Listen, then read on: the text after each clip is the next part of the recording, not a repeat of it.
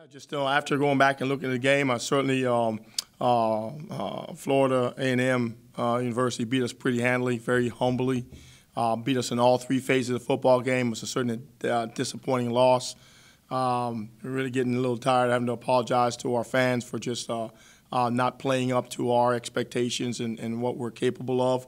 But that's what it was. And really for the first time since I've been here, we were not able to respond versus adversity in the way that we've been known to and been used to. And so we've had to look at those things and turn into ourselves, look at inwards at each person, ourselves, and try to make some corrections and some things going forward. I thought that the players did play till the very end of the game because it was very, very bad and very, very sad there for quite some time.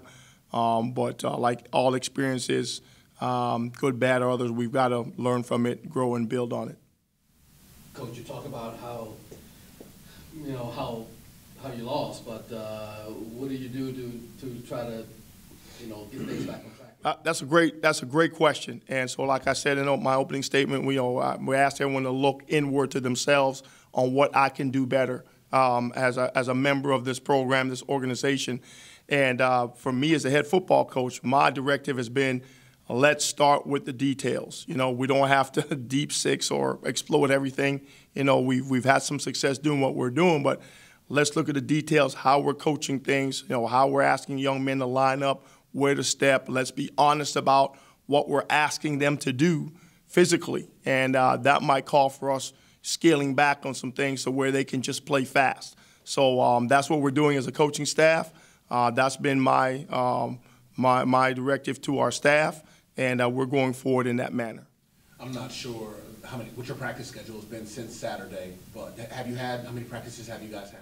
We've had one. We had our normal, typical Sunday where we work out the kinks, we correct mistakes, and we make a brief introduction on the upcoming opponent. What is their attitude right now in practice? I mean, do they still have that defeaters type of attitude carrying over from Saturday, or are they ready to just move on to the next step? Well, today will be a big tell. Sunday, will not lie to you, it was still some disbelief, as I mentioned before. But they had yesterday off. It's an academic day. It's a personal day off. And so they seem focused on their academics and making sure things were in order in the classroom. Still kind of very hard to tell about their mood as far as their play. I know some players in different groups have gotten together and discussed, what they were going to do as a group moving forward. So today's what we call a work day. So we'll see how they respond.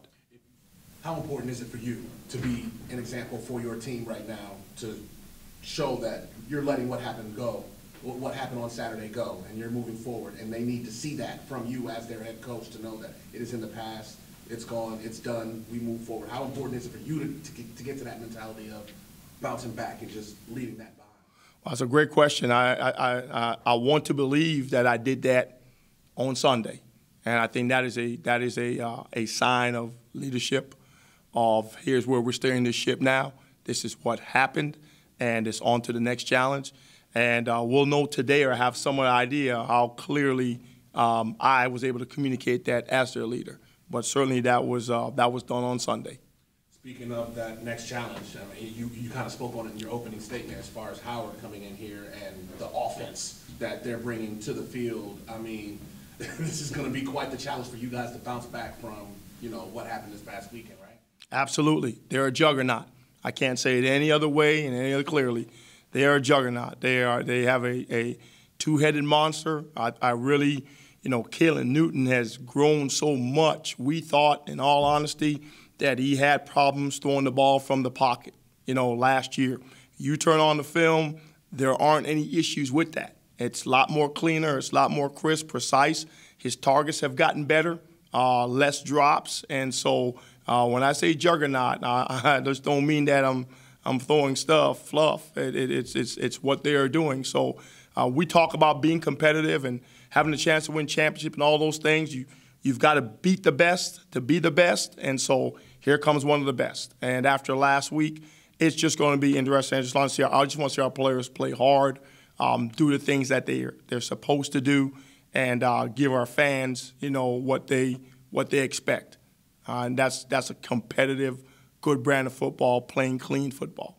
He's grown leaps and bounds from last year, too. No doubt. No doubt. Making better decisions where he goes with the ball. These are things that, in all honesty, my humble opinion was at times he was a little erratic. I think that came from being a freshman, to be honest with you. You've seen his growth now through 3-4 games, whatever. You've seen his growth. I mean, and really it comes from what he's doing in the pocket. That's where you show growth as a quarterback. And has been pretty impressive so far. This has been an exclusive presentation of the NCCU Sports Network.